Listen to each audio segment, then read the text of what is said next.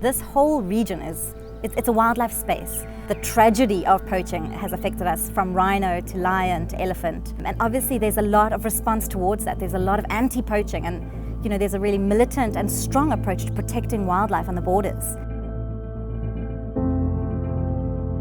Seeing those rhinos dead and then the calf just hanging around the mother while the mother is dead, it's so traumatizing. Like, we're doing really, really, really bad things on those poor animals. Kids today, they have no idea, they have no idea on how animals are imported, mostly in South Africa.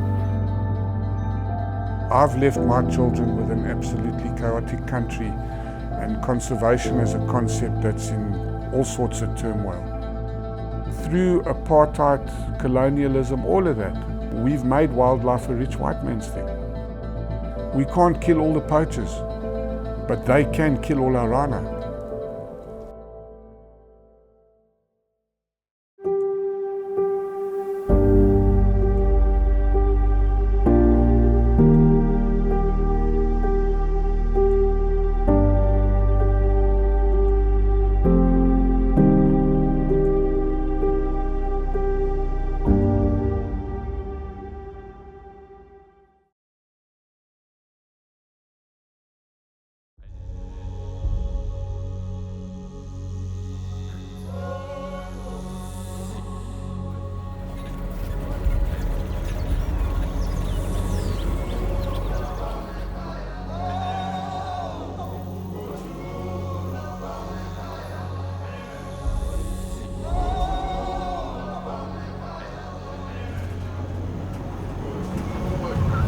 We're really on this road, and it's massaging me and my back. The continent of Africa is just somewhere I've always wanted to come. It's just so vibrant. It's full of culture, and it's full of my culture, and it's breathtaking.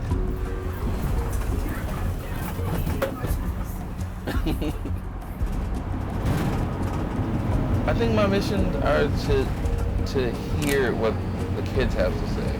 They're what we depend on. They're our future, and I'm looking forward to seeing what they're doing about eradicating the issues that we don't need to have. So here we go on this bumpy journey.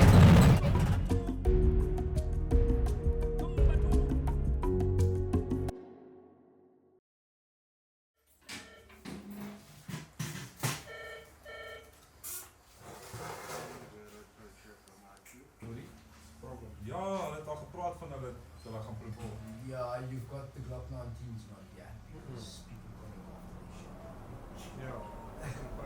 people When you hit contact with poachers, it's not from here to the tar road or from here to that office, it's the width of this table, 5-6 meters. The bush is thick. I started ProTrack, 26, 27 years ago now. It's predominantly an anti-poaching unit which hates guns, but has to use them.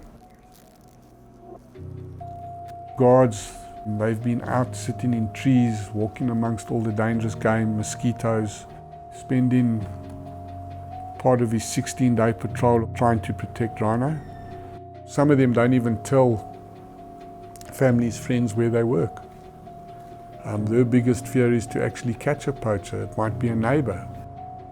Everybody wants to see a poacher hang. I grew up in the Timbavati, and that's just one of the most sort of wild conservation areas in South Africa. So I really had a privileged upbringing. And I remember seeing guests coming in from overseas and flying in, children my age, that could pay to see an elephant. And it would change their lives, they were amazed. But growing up in this region and seeing the intense poverty that one drives through to get to these tourism areas means that you have to look beyond that gun to the person that is perhaps shooting. What led them there? What brought them there in their lives, did they have any other choice but to poach? I started Nourish to bring together poverty and poaching in the Mpumalanga, Limpopo area, and to really address these dual issues and to focus on projects that link conservation back to communities and are mutually beneficial. From 92 to 2011, we lost 5 rhino in 20 years. 2012, we lost 16. And it increased yearly by about 33%. So it just got worse and worse. People, when they're backed into a corner and they have to do what they need to do to survive, and it's quick money, you're going to get criminal activity. You're going to get things like poaching. People will much rather support somebody in camouflage with a big gun who's killing people, who's fighting this Rambo-like war, Hollywood, you know. They'll rather do that without any thought what that gun and that bullet is doing. That poacher had a family. He's a breadwinner. So if he dies, often he creates a devastation ripple effect in his village. To shoot and kill a problem, that's the easy way, but it's not solving anything.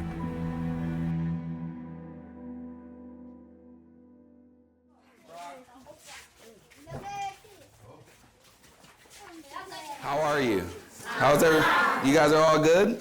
Everyone's fine? Yes. Are you sure? Yes. Like you're all good? Yes. Some of you so-so? Yes. Okay, I get it. 8, 9, 10. 1, 2, 3, 4, 5, 6, 7, 8, 9, 10.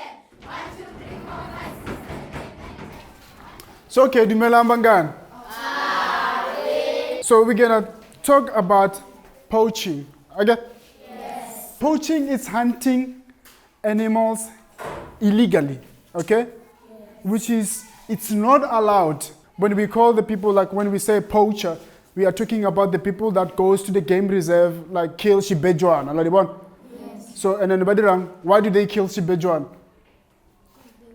Because they want to cut the horns from the rhinos, okay? Or the tusk from the elephant, which is that it's not good. So the animals, they also want to live, right? Animals, mostly in South Africa, they are very, very, very important. They create jobs. Most of our parents, sisters, brothers, they work in the game reserves because of those animals, right?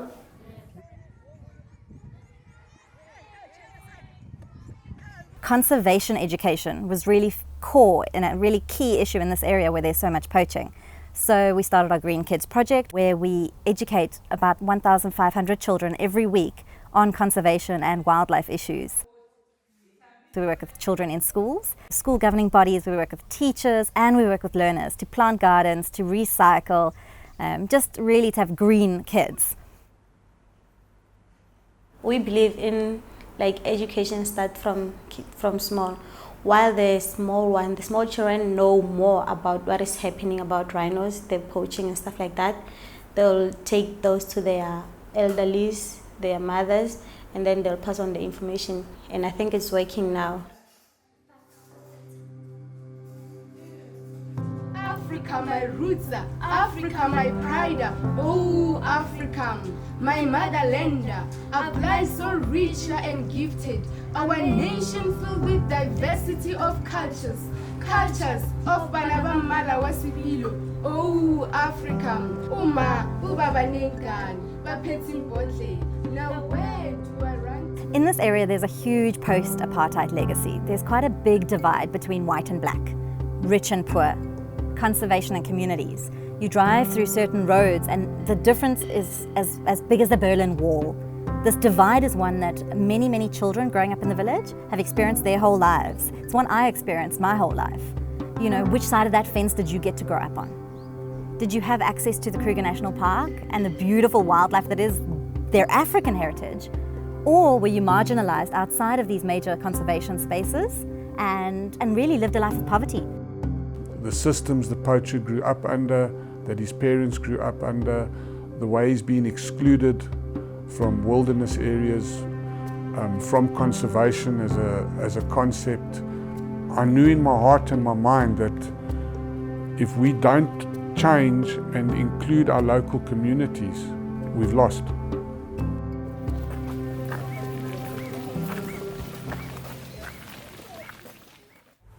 What we are doing today, we are doing We call it a field trip, so where we take the kids to the animal centers like Kinyonga. It's a reptile center where the kids they get to interact with the snakes, and then they also they learn more about the snakes, and that snakes are not dangerous.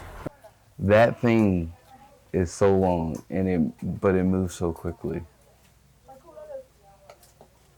But it can live in trees too. Oh, that's bad. And also we are doing Moholo Holo, which is Moholo Holo. It's a rehabilitation center where they rehabilitate the animals, and then which is kids. They get to go there and see the animals, and then to go and learn more about them, and also develop the love for them, and also to care for them. For many of the kids, actually almost all of them, it's their first time seeing the animals, interacting with them, because of they don't have cash to pay. They don't have a car, so they cannot, they don't have an opportunity to go in the game reserve. So which is offering them the free trip, we believe that it will change their life.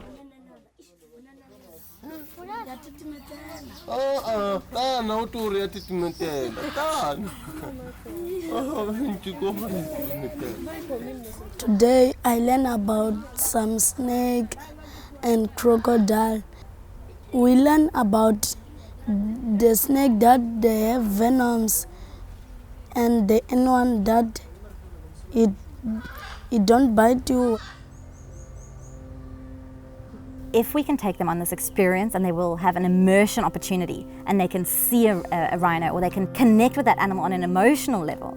The way I connected growing up in the bush, I felt that we could change the possibility of that child's path. This little boy came up to me and said, if rhino horn is keratin, which is the same as our nails, then why are we killing them? And that for me, that was a moment that made me realize that the field trips are all worth it,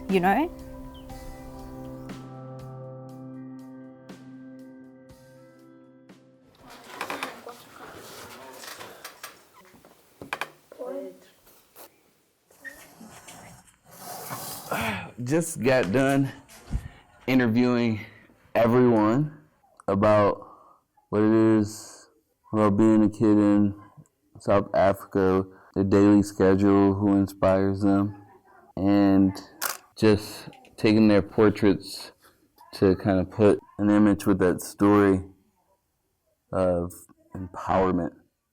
They do so much, they stay so busy. Can you be cool for me? Let's see, what's your definition of cool? Let me see. Show it to me. Show me cool. That sounds like you're exhausted. Okay. I'll get that in.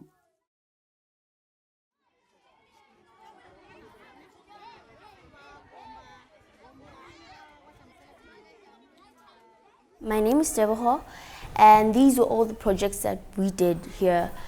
So we picked up all the papers and put them in a bottle so we can be able to recycle them. And this was an award for eco schools that we won this year. And it's really exciting to be part of all this. Yeah. I just want more kids to accomplish school and finish school, because most kids don't finish school, and some kids don't go to school, so they want a better education also. The kids here reminded me of the kids that I teach back home. They have a lot in common.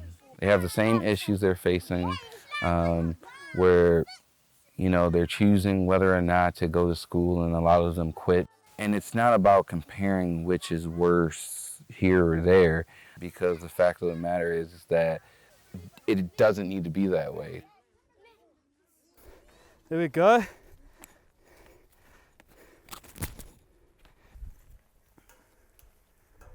Good work, good work.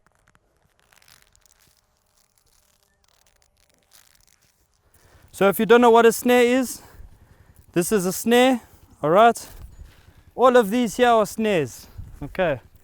All of these have been found by us at ProTrack, all right? These should not be out in the bush, okay? The guys go and put them in the bush so they can take the animal out. Every time it's pulling, it's fighting. It's fighting. This is going tighter, tighter, tighter. All right? Eventually, you can't breathe. Okay? You can see all my veins coming out. All right? There's no blood flow now. Now imagine that around here for elephant, for rhino, for lion. To engage with anti-poaching teams one-on-one gives children the understanding of actually what role models there are in conservation. These men are protecting your wildlife. It makes it cool.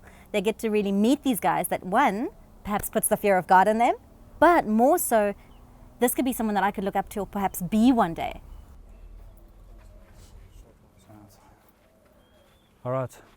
So when the guys come for rhino horn, okay, they use very big weapons, very big rifles, okay? This is the size of the bullet, okay? It's big, all right? It's gonna take 2 or 3 shots if you're not a good shot to take down a rhino, all right? It's a very, very big bullet. The reason why it's a big bullet, a big round, is because it needs to go through the rhino's skin. The rhino's skin is this thick. So this is what we do to combat poaching, okay? One man cannot stop poaching. One man, okay? He can stop some poachers. He can stop a few guys, right? He can't stop everyone, okay? So the more people working together, the better it is, all right? An acorn hook somewhere nearby here. Like when they hear that you're working at Rhino Revolution, you deal with rhino, somebody could come to you like, can we get a horn? Like, yeah. I'm like, no, we can't. When they hear rhino, they see money. I don't think there's one reason why the rhino poaching just escalated like it did. But obviously the main reason is the demand. People were prepared to pay for it. A person working in Hoedspruit, a black person coming from the communities, maybe 5,000 Rand a month. That same person could get 250,000 Rand for shooting a rhino for one night. If someone has food and they understand about wildlife, that's fantastic. But they're still going to poach if there's no other way to get money into their home. Oh, my name is Tamsani, wonderful Mabaso. I grew up here in this village called Skakul. I started working at Nourish last year, March 27. I was currently volunteering till then they invited me in to do maintenance work here. I enjoy my job a lot. Enjoy my job. They give you a chance, opportunities, create what you know and what you know best. For us, trying to find a way to bring money to people's homes and to these grannies' homes was really, it was key to the whole project working or not. So working with grannies to teach beading, starting the sanitary pad project to teach sewing, working with Rennick, a crafter who makes things from recycled rubber and wire. So really working with crafts, with tree projects, with seedling projects to create a spirit of entrepreneurship, really implementing projects that make a difference to people.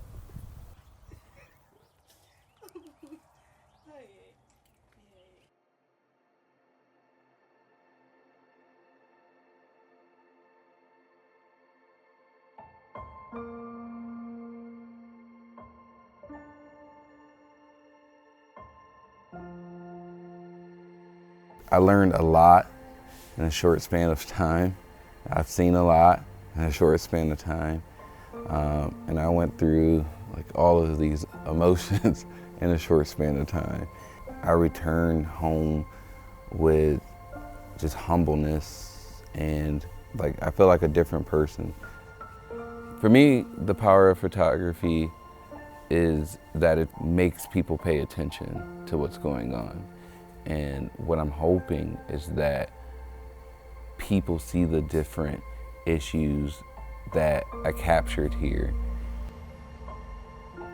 I think if we keep on doing this, it will change the kids. They will develop the love for the animals, and then they will also help, help to decrease the amount of killing animals. Maybe in the future we'll see some working in the game reserve, which is a good thing. I I encourage myself knowing that other people don't have the life that they want to have. Like, they're living in poverty, so I don't want to be like that. And I'm trying to help other people as well. So I keep going and keep dreaming large. I think that Nourish is doing wonderful things, and everything that they do, which is a lot, connects to their overall goal to stop poaching and poverty. With the right people and the right people behind us to support ourselves, people like Nourish, we can do a lot of positive. I've seen results of it, so I believe there is a little bit of light at the end of the tunnel. So what we do now, how we deal with our communities, how we deal with our poachers is going to have a direct impact on what happens to the elephant, what happens to the pangolin, what happens to our wildlife. It's taken me, unfortunately, quite a time to realize, but it's pointless looking after our wildlife if we don't look after our people. We have to put the people first if we really love animals.